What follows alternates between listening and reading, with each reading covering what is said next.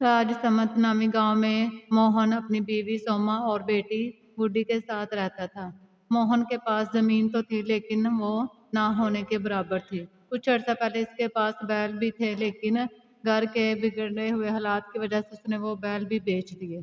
एक दिन मोहन की बीवी सोमा उससे कहने लगी, मेरी बात मान लीजिए जी, मुझे ठाकुर के यहाँ काम करने दीजिए। साफ सफाई और घर के काम ही तो करने हैं। क्या फर्क पड़ जाएगा अगर मैं वहां जाकर काम कर दूं? कम से कम घर के राशन पानी का तो खर्चा निकल ही जाएगा। ऐसी बात मत किया कर रेनू की माँ। तेरी बातें मेरे दिल को छलनी कर देती हैं। ये मेरे लिए मर मिटने जैसा हो जाता है। सोमा, तुम जानती नहीं हो उस ठाकुर की नीयत कितनी गंदी है। वो अपने घर पर काम करने वाली हर औरत पर बुरी नजर रखता है और मैं नहीं चाहता कि वहां जाकर तुम भी उसकी गंदी नजर का शिकार बनो। ना ना, मुझसे तो नहीं देखा जाएगा और मैं तो गांव में किसी को अपना मुंह भी नहीं दिखा पाऊंगा। नहीं नहीं, तू वहां काम करने नहीं जाएगी बस।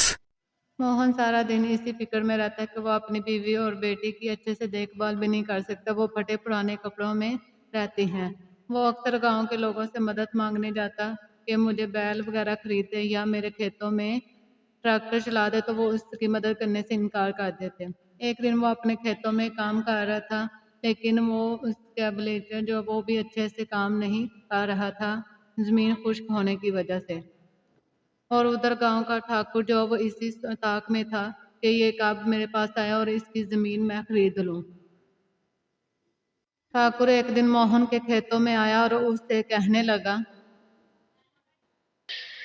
जगमोहन, रे तुझे कितनी बार कहा है अपनी जमीन मुझे दे दे, मैं तुझे उसके अच्छे दाम दे दूंगा। नहीं साहब, पैसे तो एक दिन खत्म हो जाएंगे लेकिन जमीन ये मेरे पूर्वजों की निशानी है, भला इन्हें मैं कैसे बेच सकता हूँ। ये कहकर जगह वहां से चला जाता है। एक दिन उसकी बीवी उसके पास आती है और उससे कहती है, सुनिए जी, घर में आटा नहीं बचा है और ना अचार सब्जी, कुछ भी खाने को नहीं है। अब हम क्या खाएंगे जी? सोमा, तू रेनू के लिए कुछ देख, है तो हम तो भूखे भी सो जाएंगे। लेकिन आपने भी तो सुबह से कुछ नहीं खाया जी, आपको भी तो भूख लगी होगी ना।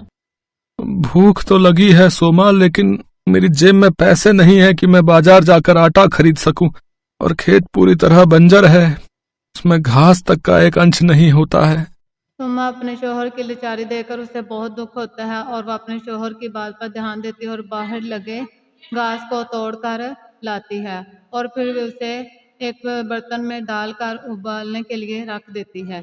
जब वो उबाल लेती है उसको पीस कर उसमें नमक मिर्च डालकर उसे तवे पर डाल देती है और उसकी रोटी तैयार कर लेती है। ये ले रेनू, मेरी बच्ची, अपनी माँ को माफ करना।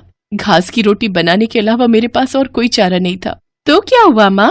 मास्टर जी कहते हैं हमारे महाराणा प्रताप भी जब जंगल में रहे थे तो उन्होंने भी यही हरे घास की रोटियां खाई थी, तो फिर हम क्यों नहीं खा सकते? बिल्कुल सच कहा मेरी बच्ची। गहन और उसकी बेटी मुंह में नवाला डालते हैं और सुमा से कहते हैं, वाह माँ, ये तो बड़ा ही स्वादिष्ट है। हाँ सुमा, ये तो लाजवाब है। सुमा की आंखों से आंसू बहने मैं लगते जानती हैं। हूँ ये इतनी अच्छी नहीं है, आप दोनों बस मेरा मन रखने के लिए कह रहे हैं। फिर उन तीनों की आंखों से आंसू बहने लगते हैं और इतनी देर में दरवाजे पर कोई आ जाता है। जी, ये जगमोहन जी का घर है। जी हाँ। गोहन भी दरवाजे पर आकर देखता है। क्या बात है भाई साहब? दरअसल मैं लॉटरी विभाग से आया हूँ। कुछ महीने पहले जो आपने लॉटरी खरीदी थी उसका आज रिजल्ट आया है और आपने इस लॉटरी को जीत लिया है, जिसका इनाम पूरे 25 लाख रुपए है। 25 लाख रुपए? और साथ में ये, हाँ जी, और साथ में ये आज का खाना हमारी कंपनी की तरफ से आपके लिए। यह सुनकर जगोहन और सोमा बहुत खुश होते हैं। अब इनके दिन बदल गए हैं। जगोहन ने ट्रैक्टर खरीदा और उन्हें खेतों में चलाया और इस तरह उसने अपनी बंजर जमीन को आबाद किया। अब खेतों में वो नई नई फसलें उगाता और बाजार से नए बीज लाकर और फसलों को डालता ताकि वो अच्छी फसलें हो सके। इस तरह कुछ ही दिनों में उसकी बहुत अच्छी फसल हुई और उससे भी उसे बहुत मुनाफा हुआ। तो इस तरह उसके दिन बदल कर अब गांव में वो सबसे अमीर आदमी था और अपनी फैमिली के साथ हंसी खुशी रहने लगा था।